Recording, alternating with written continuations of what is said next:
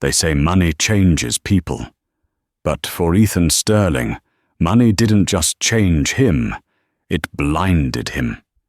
He stood in the center of that courtroom, adjusting his $5,000 suit, looking at his wife, Gabriel, like she was something he'd stepped on in the street. He had the high-powered lawyers, the hidden assets, and the arrogance of a man who has never lost. He told her she would leave their marriage with absolutely nothing. He told her she was a nobody. But Ethan made one fatal calculation. He forgot that even the quietest lamb can have a lion for a brother. What happens when the nobody you discarded turns out to be the sister of the city's most ruthless CEO? You're about to find out. This is the story of how arrogance met its match. The rain in Seattle didn't wash things clean, it just made the grime slicker. That was how Gabriel felt standing in the foyer of the Sterling estate on a Tuesday afternoon in October. She felt slick with the residue of a conversation that had shattered her life. "I need you out by Friday," Ethan Sterling said. He didn't even look up from his tablet. He was checking stocks. The Nikkei was down. His mood was foul. Gabriel, clutching her purse with white-knuckled desperation, stared at the back of his head. "Friday? Ethan, we've been married for 6 years. You can't just expire me like a contract." Ethan turned then. He was a handsome man, objectively. Sharp jawline, eyes the color of cold steel, the kind of face that graced the covers of Forbes and Fortune. But to Gabriel, he looked like a stranger. "A contract is exactly what this was, Gabriel," he said, his voice devoid of any warmth. "I needed a domestic stabilizer, someone to manage the house, look good at galas, and keep the press bored. You've done that. But I'm pivoting. Jessica and I, we have a synergy you and I lack." Jessica Thorne, his 24-year-old chief of staff. Gabriel had seen the texts months ago, but had chosen silence, hoping it was a phase, hoping that the man she had nursed through a bout of pneumonia last winter, the man she had supported when his first company nearly went under, was still in there. He wasn't. "I have rights, Ethan," Gabriel whispered, her voice trembling. "I helped you build Sterling Dynamics. I managed the accounts in the early days. Ethan laughed. It wasn't a happy sound. It was a bark of incredulity. He walked over to the mahogany desk and picked up a thick document bound in blue paper. He tossed it onto the coffee table. It landed with a heavy thud. "The prenup," Ethan sneered. "Ironclad, drafted by Arthur Blackwood himself. You get a small stipend for 6 months, and you keep your car. That's it. No alimony, no claim to the real estate, no shares in the company." "That prenup was signed under duress," Gabriel argued, tears finally spilling over. "You told me it was just a formality. You said you'd tear it up after our first anniversary." "I lied," Ethan said simply. He checked his watch, a Patek Philippe she had bought him for his 35th birthday. "Look, don't make this ugly, Gabriel. You don't have the money for a lawyer who can go up against Blackwood. Just sign the divorce papers, take the stipend, and go back to whatever it is you people do. Go be a waitress. You were good at that when I found you." He walked past her, brushing her shoulder. He smelled of expensive cologne and betrayal. At the door, he paused. "Oh, and leave the jewelry. The diamonds are company assets." As the heavy front door clicked shut, Gabriel Sterling collapsed onto the cold marble floor. She was 32 years old. She had no job history for the last 6 years, no savings of her own because Ethan insisted on joint accounts she couldn't access, and she was being evicted from the only home she knew. But as she wept, a strange clarity began to form in the back of her mind. Ethan thought she was just Gabriel, the orphan waitress he had saved from a diner in Portland. He believed the story she had told him 6 years ago. He didn't know that Gabriel was a middle name. He didn't know that her last name, before she changed it to Sterling, wasn't just Smith, as she'd claimed on their marriage license application, a clerical error she had conveniently never corrected. Her birth name was Gabriel Vance, and the Vances didn't get mad. They got even. The next 3 weeks were a blur of humiliation. Ethan was efficient. He froze the credit cards within hours. He had security escort her off the property on Friday at noon, exactly as he threatened. The neighbors, people Gabriel had hosted for dinner parties, peered through their blinds, watching the Sterling girl get tossed out like yesterday's trash. Gabriel moved into a motel on the outskirts of the city. It smelled of stale cigarettes and pine cleaner. It was a far cry from the sprawling estate in Medina, but it was quiet. She needed quiet to think. She sat on the edge of the sagging mattress, staring at her phone. It was a burner phone she'd bought with cash from selling a few designer handbags Ethan hadn't catalogued. She held it for a long time, her thumb hovering over a contact she hadn't called in 7 years. Julian.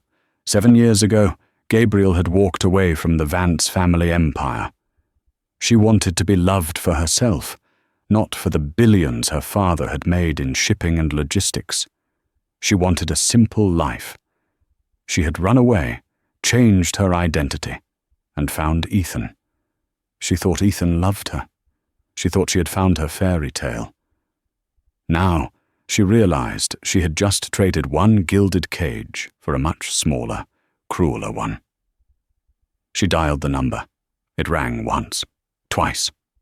"This is a private line," a deep baritone voice answered. The voice was cold, sharp, and terrifyingly familiar. "Who is this?" Gabriel took a shaky breath. "Julian, it's Elle." There was a silence on the other end, so profound it felt like the line had gone dead. "Elle," the voice cracked, losing its steel edge instantly. "Gabriel, where the hell have you been? Dad died thinking you were—" "I know," Gabriel choked out. "I know, Jules, I'm sorry. I can't explain everything right now, but I need help." "Where are you?" The authority was back in his voice. Julian Vance, the current CEO of Vance Global, didn't ask questions. He gave orders. "Seattle, I'm in trouble, Julian. I got married." "Married?" Julian exhaled sharply. "Okay. Is he hurting you? Do I need to send a team?" "He's hurting me legally," Gabriel said, wiping her eyes. "He's divorcing me. He's taking everything. He says I'm nothing. He's using Arthur Blackwood to bury me." "Blackwood?" Julian made a noise that sounded like a dark chuckle. "A shark in a goldfish pond. Listen to me, Gabriel. Do not sign anything. Do not leave the city. I am coming to you." "No!" Gabriel panicked. "If Ethan sees you, he'll know. He'll know I have money. He'll try to sue me for fraud or try to get a settlement from me. I want him to show his true colors. I want to beat him in court on his terms, Julian. I want to see his face when he realizes he lost to the waitress." There was a pause. She could hear Julian tapping a pen against his desk, a habit he'd had since he was a teenager. "You want a spectacle?" Julian said slowly. "I want justice," Gabriel corrected. "Fine," Julian agreed. "We'll play it your way. I'll send you a lawyer, not one of our corporate sharks. That would raise red flags. I'll send someone who looks unassuming, someone Ethan will underestimate, just like he underestimated you. Thank you, Jules." "Don't thank me yet," Julian said, his voice dropping an octave. "You're a Vance, Gabriel. We don't just survive, we conquer. I'll be there for the final hearing, and God help this Ethan Sterling when I arrive." The setup. 2 days later, Gabriel met her lawyer in a diner. Sarah Jenkins looked like a frazzled librarian. She wore an oversized cardigan, thick glasses, and carried a briefcase that looked like it was falling apart. She was perfect. "Mr. Vance briefed me," Sarah said, ordering a black coffee. Her demeanor changed the moment the waitress walked away. Her eyes were razor sharp. I've specialized in contract law for 20 years, but I keep a low profile. To Ethan Sterling and Arthur Blackwood, I'm going to look like a public defender who's out of her depth. That's exactly what Ethan wants, Gabriel said. Good. We're going to let him have it. Sarah smiled, and it was a terrifying expression. We're going to let him hang himself with his own arrogance. We need to document everything, every text, every email, every threat. We are going to drag this out until the final hearing. For the next 2 months, the silent war raged. Ethan grew increasingly aggressive. He sent process servers to Gabriel's motel at 3 a.m. He had Jessica Thorne post pictures of them vacationing in Cabo on the company Instagram account, captioning them, "Finally free of the dead weight." Gabriel printed every single one. She showed up to the preliminary hearings wearing worn-out clothes. She looked tired. She let Arthur Blackwood scream at her in depositions. She stuttered on purpose. "Look at her," Ethan whispered to Jessica during one hearing, loud enough for Gabriel to hear. "She's broken. She'll sign the settlement by Monday just to buy food." Arthur Blackwood, a man who charged $200 an hour, leaned back in his chair and smirked at Sarah Jenkins.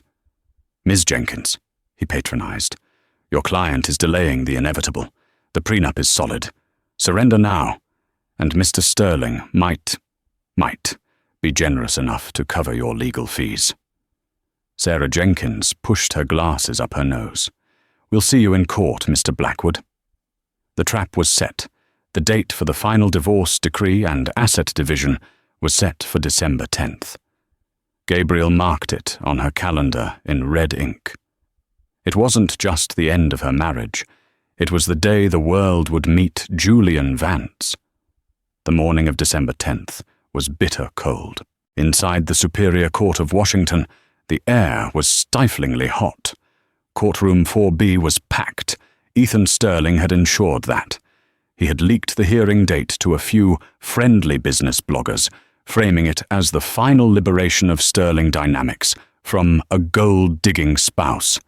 He wanted an audience. He wanted the board of directors to see him cut the dead weight. Gabriel sat at the defendant's table. She wore a simple grey suit she'd bought at a thrift store. It was slightly too big in the shoulders, making her look frail and shrinking. Next to her, Sarah Jenkins shuffled through a stack of disorganized papers, dropping a pen, looking every bit the incompetence lawyer Ethan assumed she was. On the other side of the aisle, the atmosphere was a cocktail party. Ethan sat flanked by Arthur Blackwood and 3 junior associates. Jessica Thorne sat in the gallery directly behind him, wearing a red dress that was entirely inappropriate for court. She smirked at Gabriel, mouthing the word, "Buy." "All rise," the bailiff bellowed. Judge Harrison swept in. He was an older man with a reputation for impatience. He looked at the packed gallery and frowned.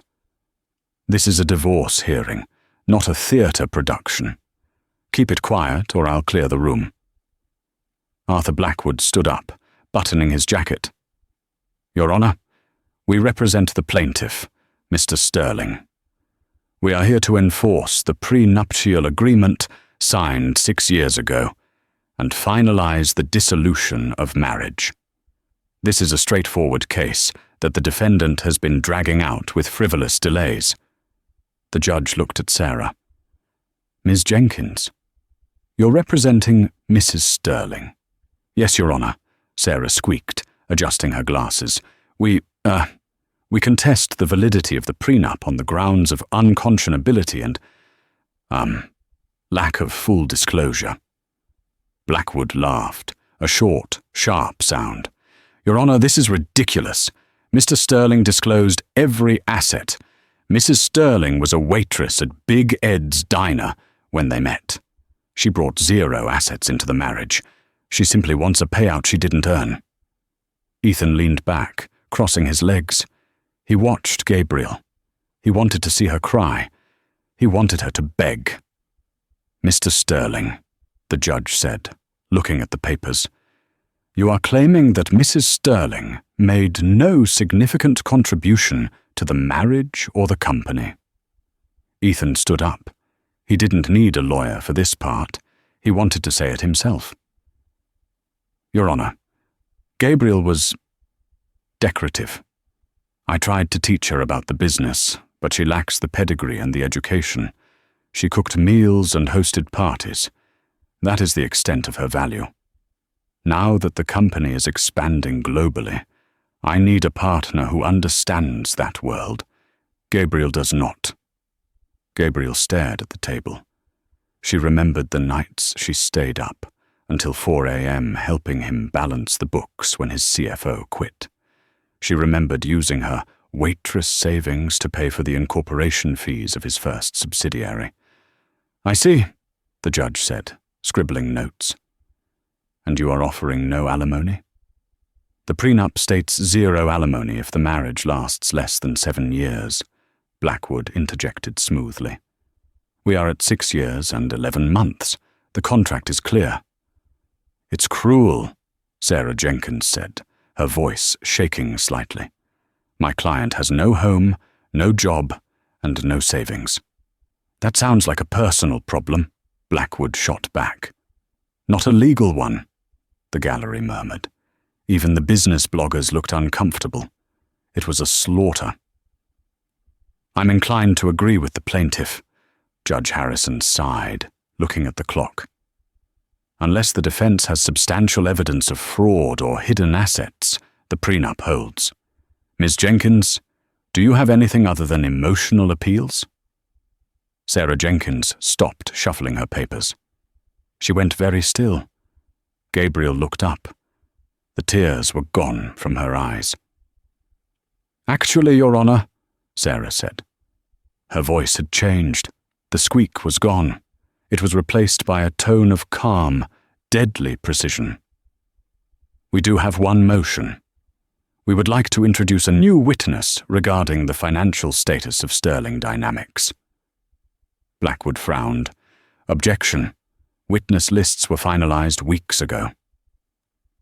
"This witness pertains to new information discovered only this morning," Sarah said.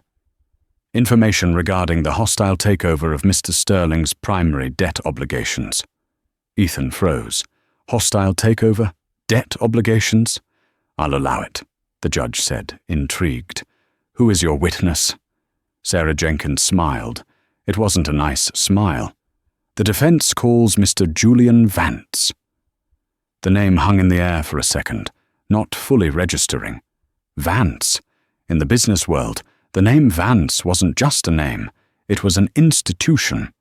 Vance Global was a conglomerate that ate companies like Sterling Dynamics as a light snack. They controlled shipping lanes, logistics, tech infrastructure, and private equity. Ethan furrowed his brow. Why would someone from Vance Global be here? Then, the heavy oak doors at the back of the courtroom groaned open. The silence that followed was absolute. 2 large men in dark suits entered first, scanning the room with professional paranoia. They stepped aside, holding the doors. Walking through them was a man who sucked the oxygen out of the room. He was tall, over 6'3", wearing a bespoke charcoal suit that cost more than Ethan's car. He didn't walk.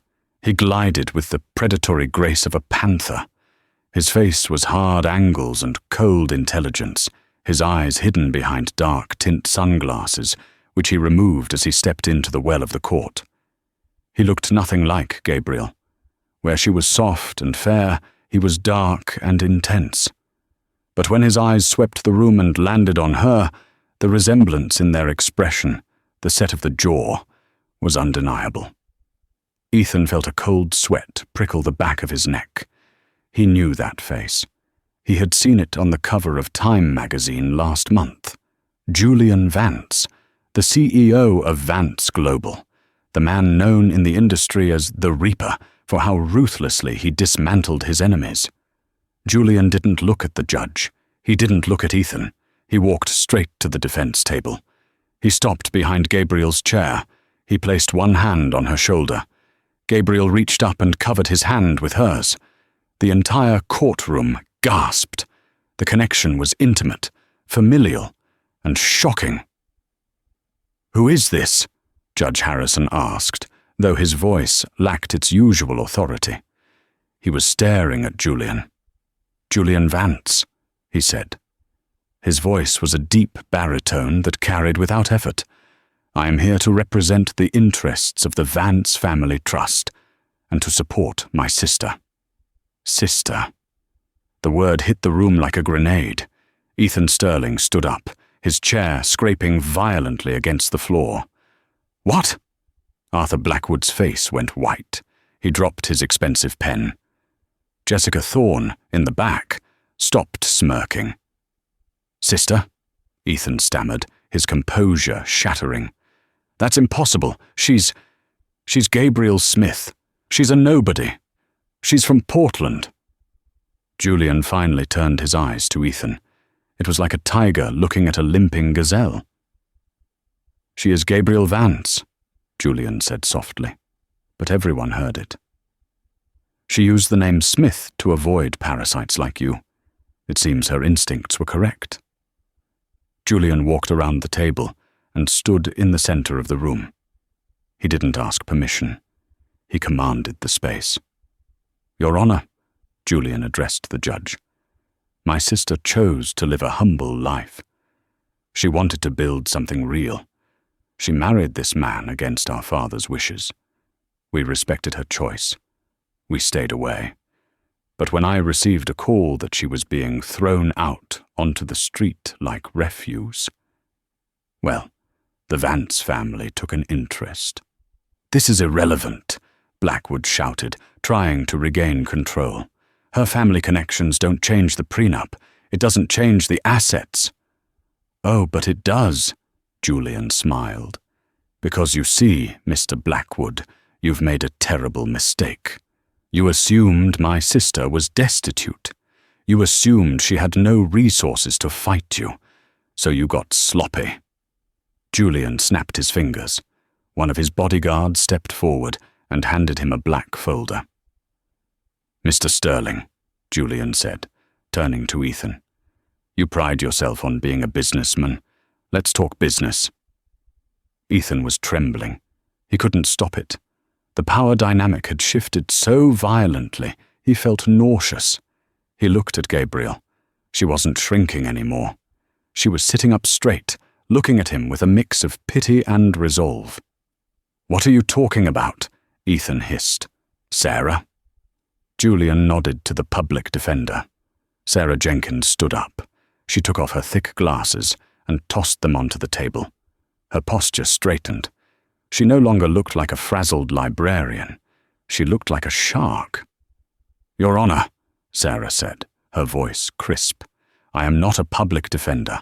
I am the chief legal counsel for Vance Global, and I have spent the last 2 months auditing Mr. Sterling's finances." She picked up a document. "Mr. Sterling claims full disclosure of assets," Sarah began. "However, on page 40 of the prenup, it states that if either party fails to disclose assets exceeding $50,000, the entire agreement is null and void." "I disclosed everything," Ethan yelled. "Did you?" Sarah held up a piece of paper. "What about the offshore account in the Cayman Islands holding $2.4 million, the account labeled consulting fees?" Ethan's face went gray. That's company reserves." "It's in your personal name, Ethan." Gabriel spoke for the first time. Her voice was steady. "You moved it 3 months ago, right before you asked for the divorce. You were hiding money from me." "Because he committed fraud," Julian interrupted. "The prenup is trash, which means, according to Washington state law, this is now a community property divorce. My sister is entitled to 50% of everything." "50% of nothing," Ethan spat, trying to salvage his ego. "The company is leveraged to the hilt. If you take half, the company collapses. I'll file for bankruptcy. You'll get nothing." Ethan smiled manically. "That's right. Sterling Dynamics is in debt. If you void the prenup, you inherit the debt too, Gabriel.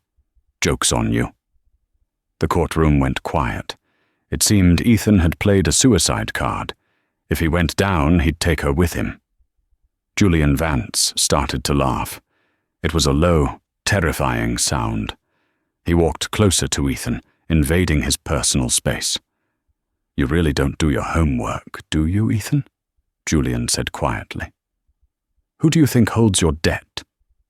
Ethan blinked. "What?" "The bank loan you took out 4 years ago to expand," Julian listed. "The mezzanine financing from last year. The emergency credit line you tapped into last week to pay for your mistress's new condo." Jessica Thorne audibly gasped in the gallery. "All of those loans were sold on the secondary market," Julian explained, his voice dripping with satisfaction. "Banks get nervous when they see a CEO making erratic decisions, like divorcing his stable wife for a 24-year-old assistant. They wanted to offload the risk." Julian leaned in, his face inches from Ethan. "So, I bought it." Ethan's knees buckled. He grabbed the table for support.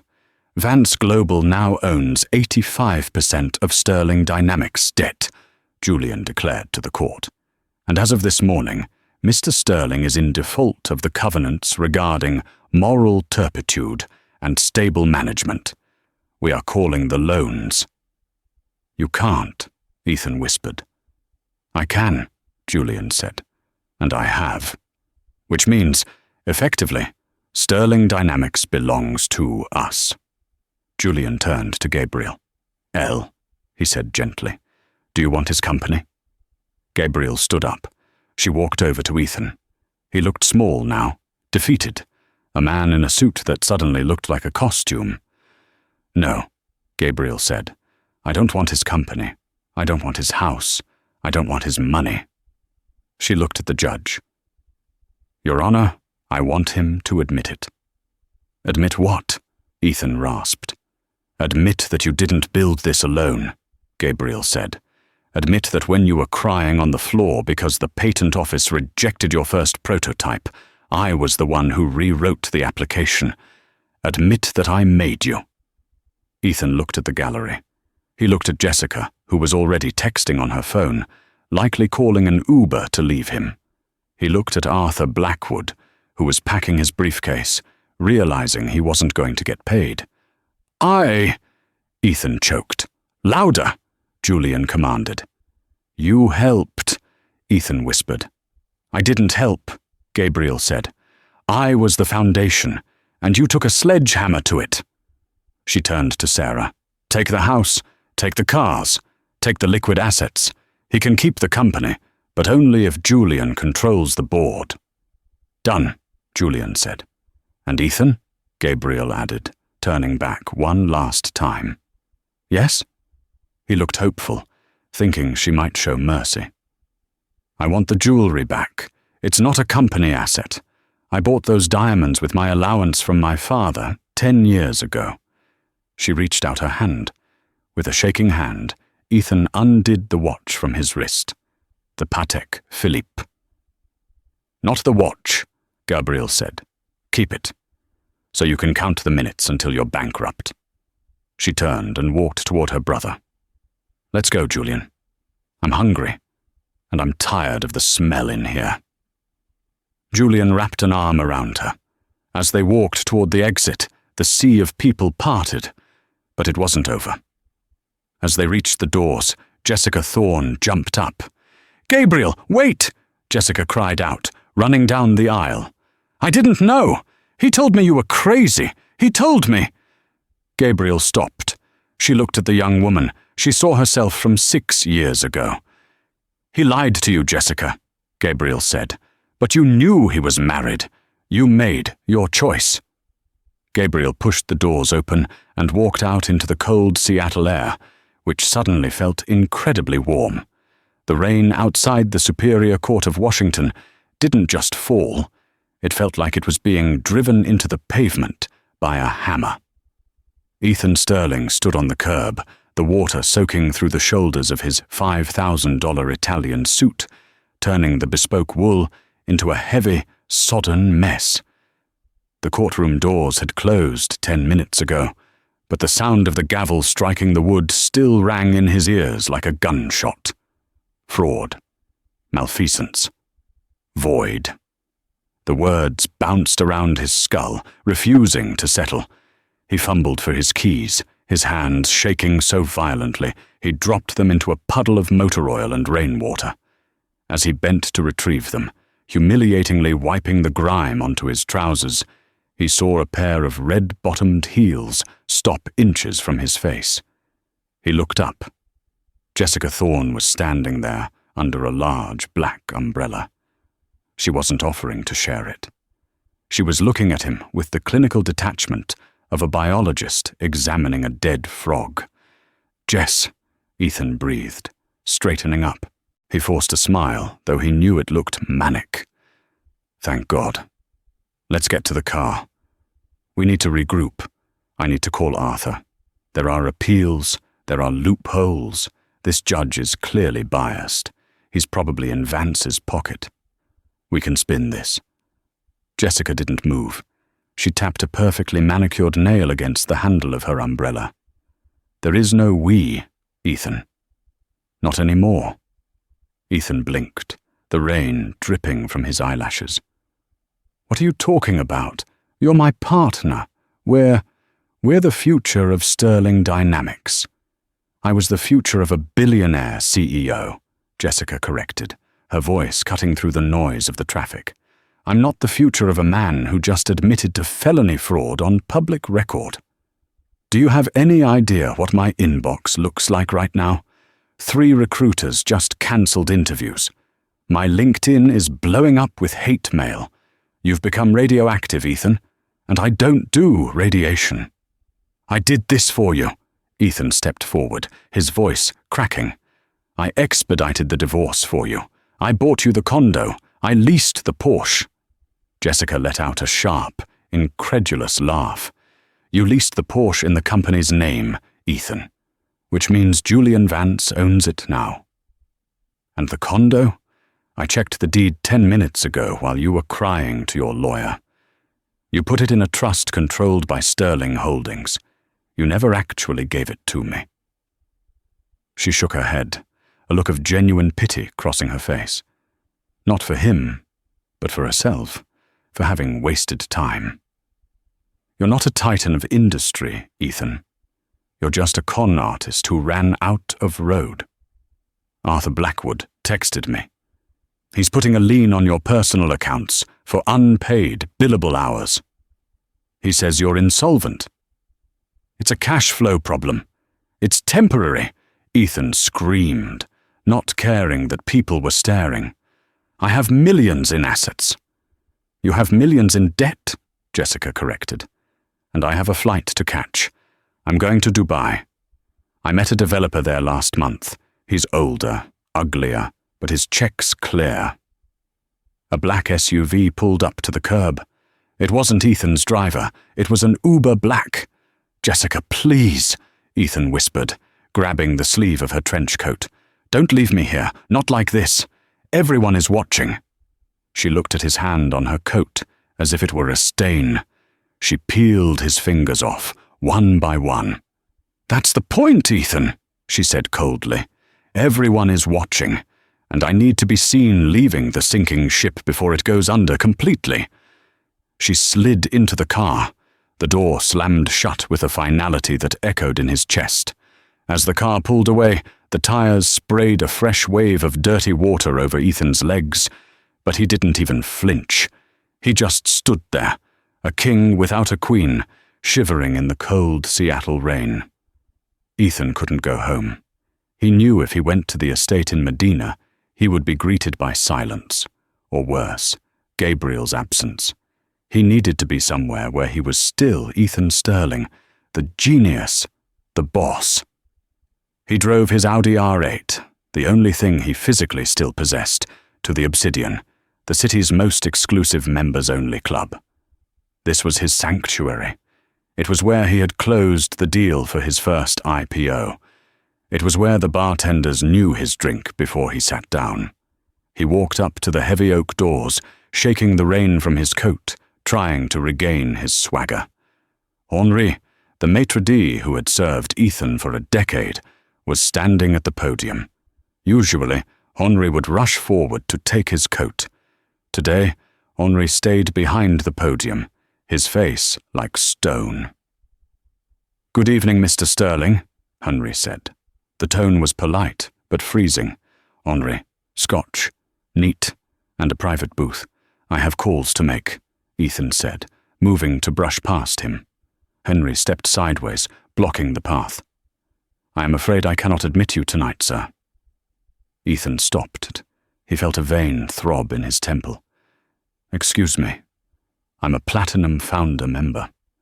I pay $50,000 a year for this membership." "Your membership was revoked via email 20 minutes ago," Henri said, keeping his voice low so the other guests wouldn't hear. "The Board of Governors has a strict policy regarding members who are under criminal investigation. They felt your presence would disrupt the atmosphere." "Criminal investigation?" Ethan hissed. "It's a divorce case, a civil matter." "I believe the phrase, securities fraud, was mentioned on the news, sir," Henri said, glancing at a TV screen in the bar area. Ethan looked over Henri's shoulder. On the large 4K screen above the bar, the news ticker was running red. His face was on the screen. It was a photo from 3 years ago, where he looked arrogant and untouchable. Next to it was a photo of Julian Vance, looking like the Grim Reaper. The patrons inside, men Ethan had played golf with, men he had invited to his wedding, were looking at him. They weren't waving. They were averting their eyes, sipping their drinks, creating a wall of social silence. "This is ridiculous," Ethan spat, reaching for his wallet. "I'm buying the bar a round. Put it on my black card."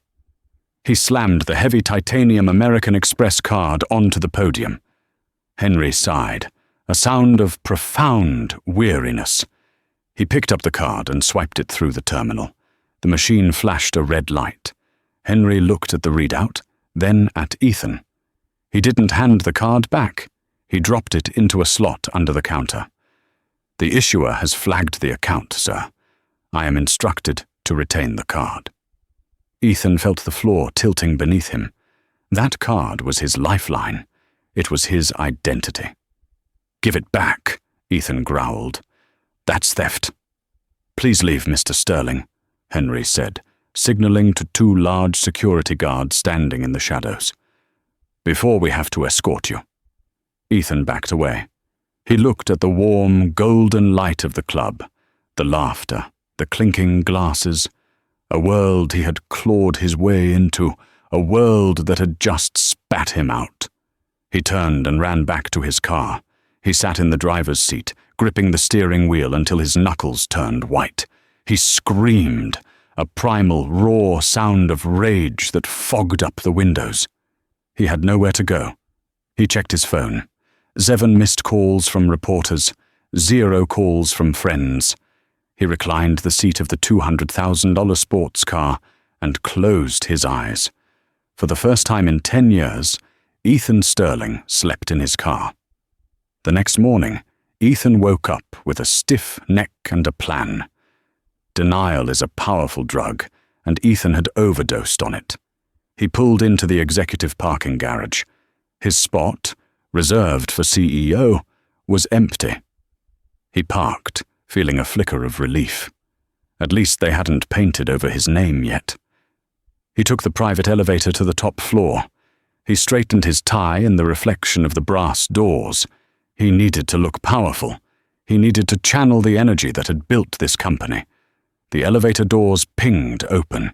The 40th floor was usually a hive of activity, phones ringing, analysts shouting, the hum of commerce. Today, it was silent.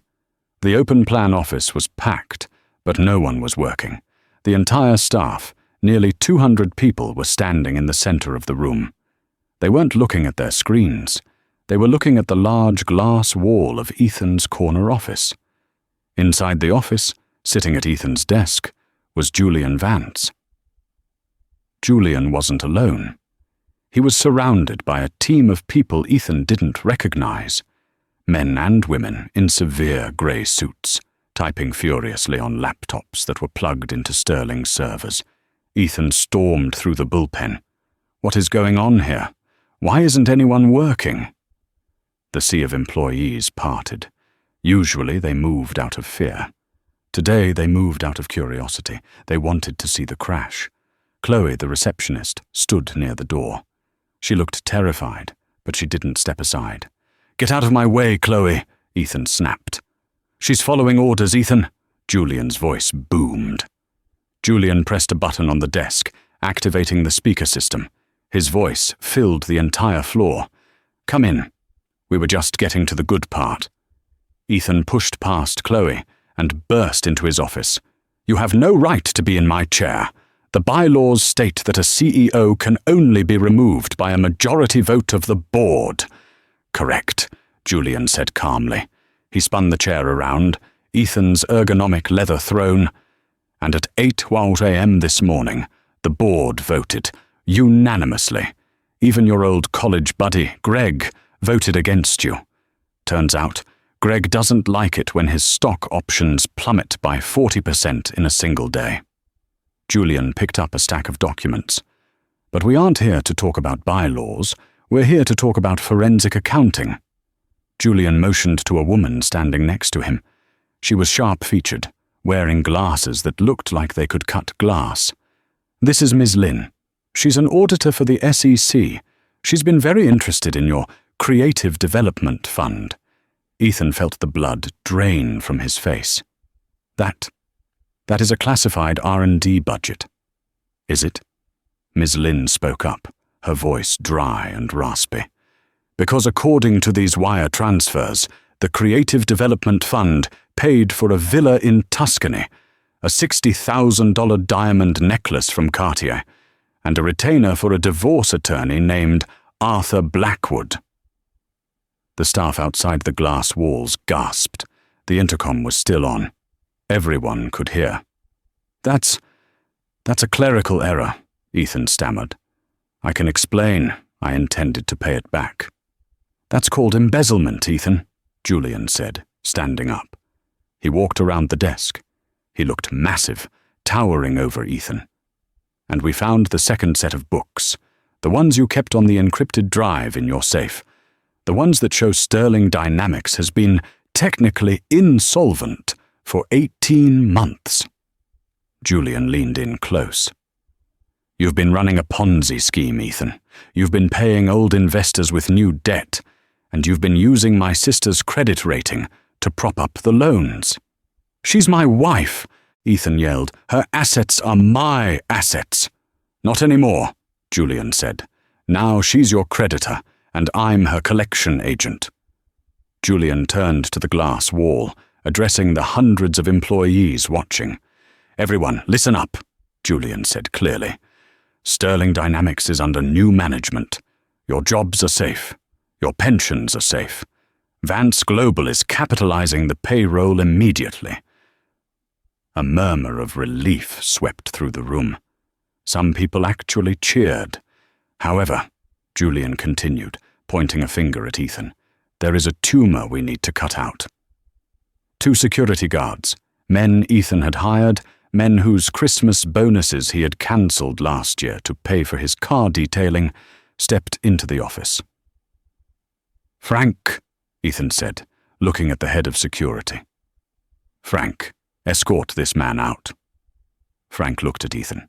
He looked at the way Ethan was sweating, the way his suit was wrinkled from sleeping in the car. "I take my orders from the CEO, Mr. Sterling," Frank said. He turned to Julian. "Sir?" "Remove him," Julian said. "And Frank, take his badge and his phone. It's company property." "No!" Ethan backed into the wall. "You can't take my phone. All my contacts are on there." "They aren't your contacts," Julian said. "They are company leads." Frank stepped forward and held out his hand. "Phone, sir, and the keys to the R8. The auditor says the lease is in default." Ethan stared at them. He was being stripped, layer by layer, the CEO title, the office, the phone, the car. With a trembling hand, he placed his phone and the car keys into Frank's palm. "Escort him out," Julian commanded, "and make sure he doesn't take so much as a stapler." The walk from the corner office to the elevator was the longest journey of Ethan's life.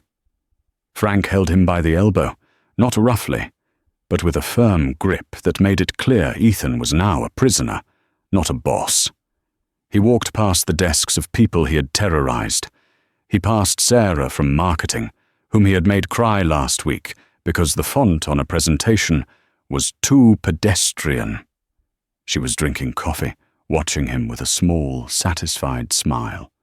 He passed the junior developers he had forced to work 80-hour weeks without overtime. They weren't working now. They were holding up their phones, recording him. He could see the captions already.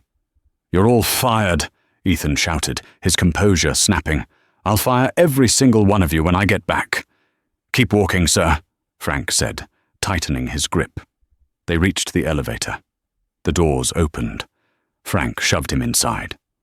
"Don't come back, Mr. Sterling," Frank said. "If you set foot on the property, we have orders to call the police for trespassing." The doors closed, cutting off the view of his former kingdom. Ethan stood in the mirrored box, alone. He looked at his reflection. He looked old. He looked small. The taxi ride to Medina cost Ethan his last $40 in cash. He had the driver drop him off at the gate of his estate. He punched the code into the keypad. Error. He tried again. Error. Damn it. He kicked the gate. It held firm. He had to climb over the perimeter fence, tearing his suit trousers on the wrought iron spikes. He landed in the mud on the other side. He limped up the long driveway. The house loomed ahead, a modern masterpiece of glass and steel, but something was wrong. There were trucks in the driveway, not moving trucks, police trucks, and a white van marked Asset Forfeiture Unit. Ethan ran toward the front door. "Hey, what are you doing? This is private property." A sheriff's deputy stepped out of the front door, holding a clipboard. "Ethan Sterling?" the deputy asked. "Yes. Tell these vultures to get out of my house." "This isn't your house, sir," the deputy said calmly. "We are executing a seizure order issued by the court this morning. The property and its contents have been seized to satisfy the judgment in Sterling versus Sterling, as well as pending liens from the IRS. "You can't take my things." Ethan tried to push past him. The deputy put a hand on his chest. "Sir, if you interfere, I will arrest you for obstruction." Ethan watched helplessly as men in jumpsuits carried out his life. There went his collection of vintage guitars.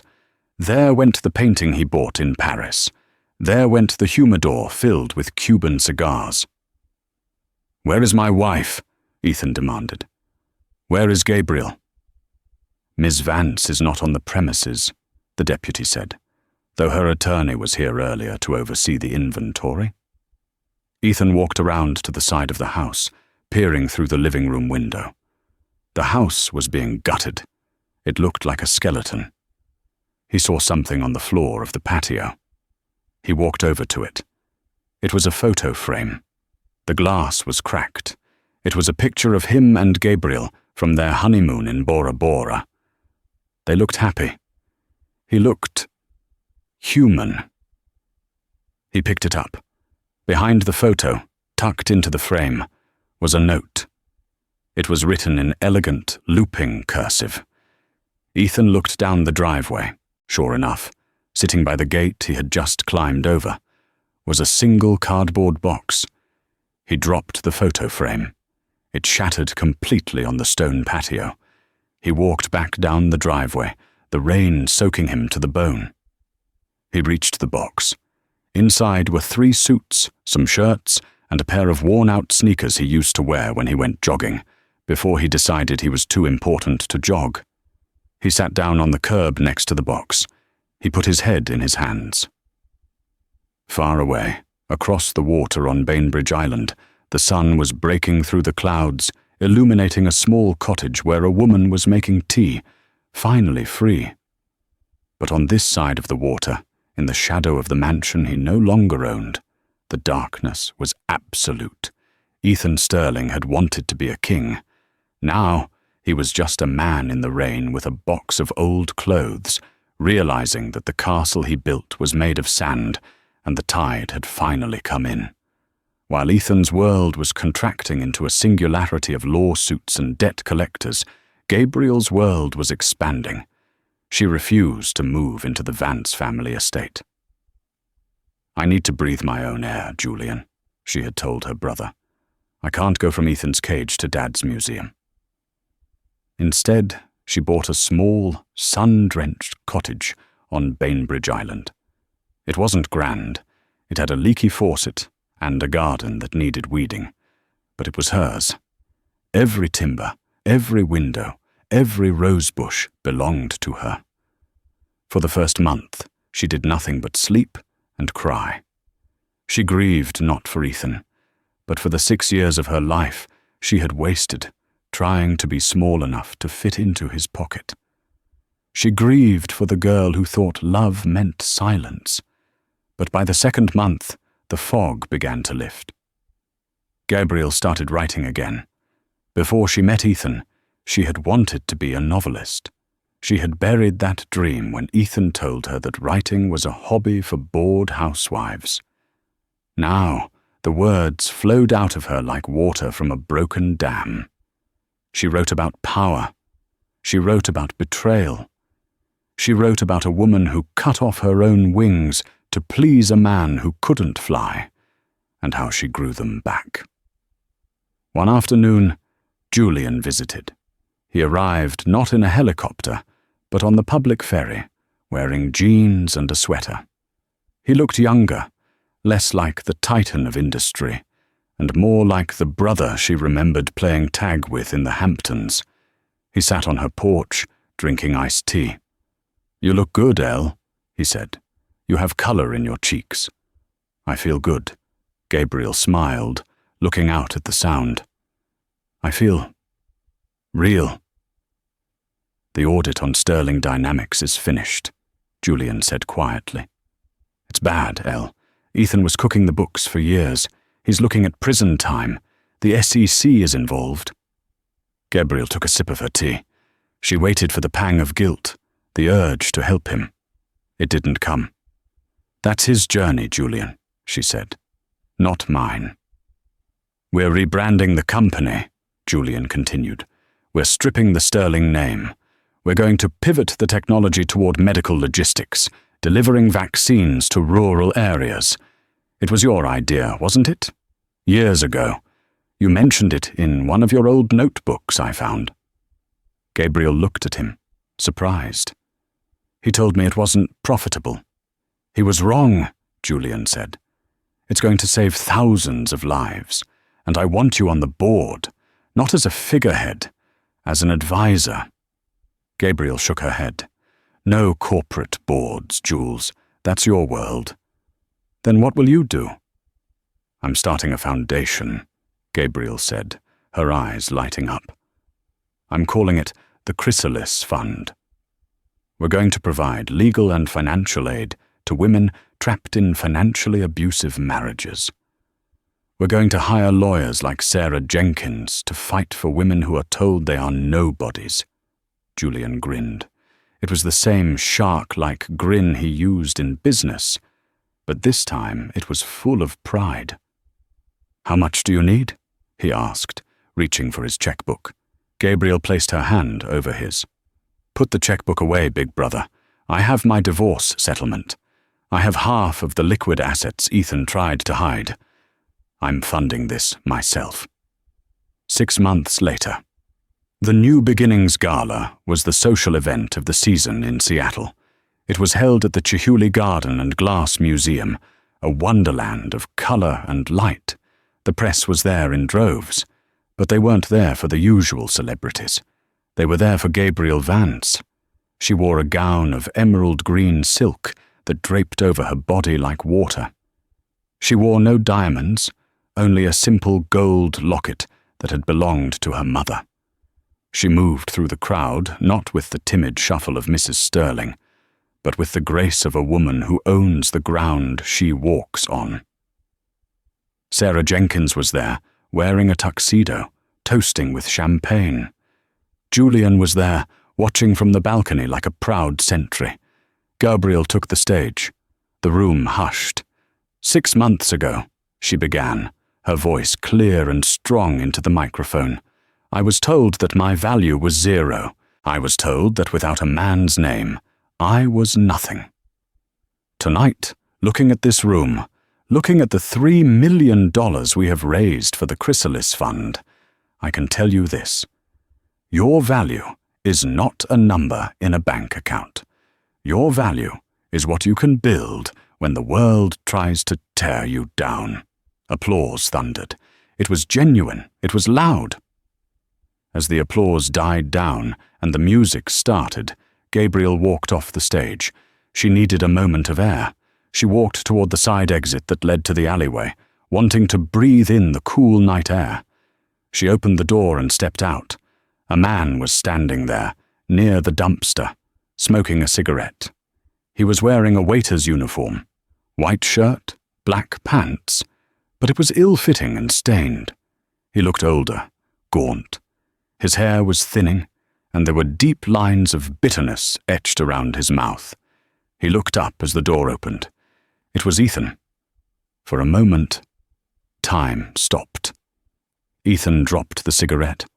He looked at Gabriel in her emerald gown, bathed in the golden light spilling from the venue. He looked at the woman who was once his wife, the woman he had discarded. He looked at his own hands, rough and red from washing dishes. He had been hired by the catering company under a false name because no reputable firm in the city would touch him pending his trial. Gabriel, he croaked. His voice was raspy. Gabriel looked at him. She didn't feel hate. She didn't feel fear. She felt nothing. He was just a ghost, a bad memory. "Hello, Ethan," she said politely. He took a step forward. "I heard about the fund. It's good work. Thank you. I'm going through a hard time, Elle," he said, his eyes darting around nervously. "The lawyers, they took everything. I'm living in a studio apartment in Tacoma. I'm working double shifts just to pay for a public defender." He looked at her with that old, manipulative glint in his eye. "I was thinking, maybe, for old times' sake, you could help me. Just a small loan, until I get back on my feet." Gabriel stared at him. The audacity was breathtaking. Even now, at rock bottom, he saw her as a resource, a tap to be turned on. She reached into her purse. Ethan's eyes lit up. He expected cash. He expected a check. Gabriel pulled out a small rectangular business card. She held it out to him. Ethan took it. He squinted at it in the dim light. The Chrysalis Fund. Legal aid for victims of financial abuse. "What is this?" Ethan asked, confused. "It's my card," Gabriel said.